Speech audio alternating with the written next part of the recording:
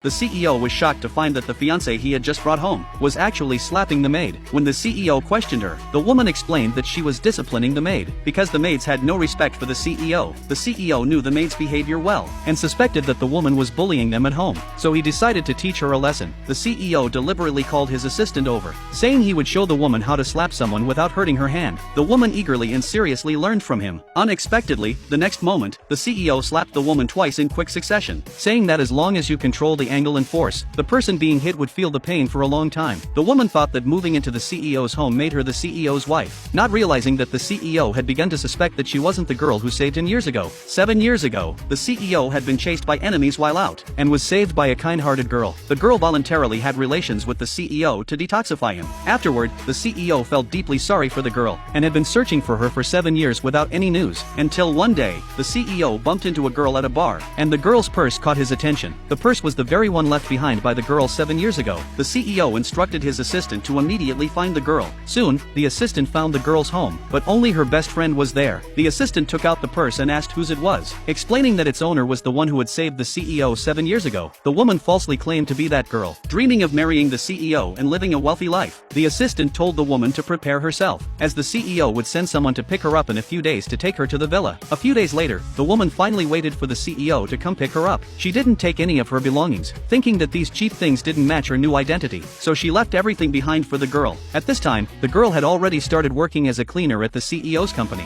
On her first day of work, she encountered a rival company challenging them. Both sides were competing for the venue to host the City Youth Tournament. The CEO's team was no match for the rival company. At a critical moment, the girl, who had practiced martial arts, stepped in, easily defeating all the rival company's men. Impressed, the CEO rewarded her with $20,000. The girl was so excited that she accidentally fell into the CEO's arms. The CEO felt that this girl was very familiar, and wanted to ask if they had met before, but the girl denied it. After work, on her way home, the girl saw her best friend holding her purse. She shouted her friend's name. Her friend, fearing that the CEO would discover her impersonation, quickly pulled the girl aside, and told her she was getting married, asking for the purse as a wedding gift. The girl readily agreed, and, out of courtesy, planned to greet her friend's boyfriend. Her friend, terrified, quickly blocked her path, explaining that her boyfriend didn't like meeting strangers, and that they could meet next time. Then she lied, saying that the girl's son wasn't feeling well. Upon hearing this, the girl rushed home, only to find that her 4 sons were not sick, and she was relieved. The 4 sons, knowing how hard their mother worked to earn money, decided to find her a husband. The next day, they split up to take action. One of the boys fell while crossing the street, and the CEO happened to rescue him and take him to the hospital for treatment. After drawing some blood, the CEO found out that although they shared the same blood type, he couldn't donate blood to the boy. When the girl learned that her son was hospitalized, she rushed to the hospital, only to be scolded by the doctor, who asked how she could let the boy's biological father